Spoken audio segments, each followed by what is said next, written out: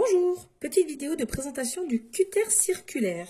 Alors, cet outil se présente comme ceci, donc il est plutôt grand quand même, équipé d'une lame qu'on va pouvoir justement régler à la dimension et à la hauteur choisie. Vous voyez en fait que quand je tourne la molette, la lame sort ou rentre pour plus de sécurité pour pouvoir prendre nos mesures. Là, j'ai besoin de découper, je ne sais pas si vous le voyez, j'ai un rond de 15 cm qui se trouve là. Donc là, mon rond fait 15 cm et du coup j'ai tracé le centre. C'est juste une question de simplicité. Pourquoi? Parce qu'en fait sur votre cutter circulaire, on a là en fait le centre du rond que vous allez découper. Donc pour ma part j'ai besoin d'un rond de 15 cm. Donc en fait cette règle est graduée et vous allez utiliser en fait cette graduation pour savoir quelle est la dimension du rond que vous allez utiliser. Moi je l'utilise, donc là il est sorti au mois de septembre avec le gabarit qui s'appelle Springfield. Donc le gabarit Springfield, il est plein de ronds, de toutes les tailles, de toutes les dimensions, de toutes les formes, en fait, plein de ronds. Donc du coup, en fait, pour être sûr de découper un rond qui soit vraiment parfait, le cutter circulaire va être très pratique. Donc en fait, je vais utiliser le marquage que j'ai fait précédemment. Je sais qu'il fait 15 cm, mais ça, on ne sait pas toujours. Donc là, du coup, j'ai besoin de pouvoir... Donc je vais positionner, en fait, le repère. En fait, on le voit à peu près, donc... Sous l'effet loupe, en fait, il y a un petit repère qui se trouve là. Je vais le positionner sur 15 cm. Attention, ça ne correspond pas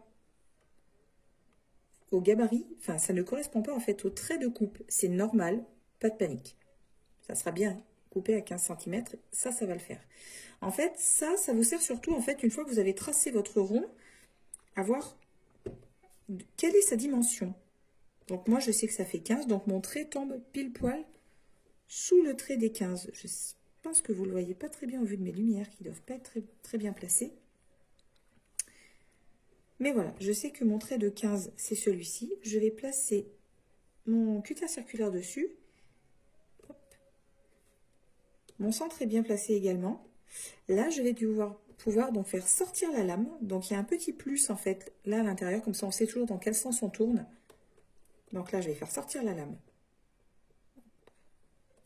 Comme ça. L'idée après, donc normalement ce cutter circulaire est vendu avec une petite poignée. Donc on utilise la petite poignée pour le faire sortir et on appuie également de l'autre côté. Alors attention, regardez bien à ce que votre papier soit bien collé, bien calé, de manière à ce qu'il ne puisse pas sortir au moment où vous allez tourner. Et donc en fait,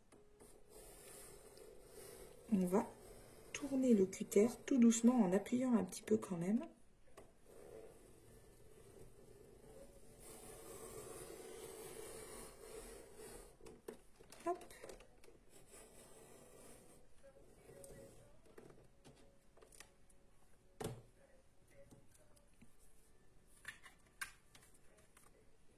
Et voilà notre rond, du coup, qui a été parfaitement découpé. Et qui peut être utilisable de suite pour coller vos photos, faire vos supports. Voilà!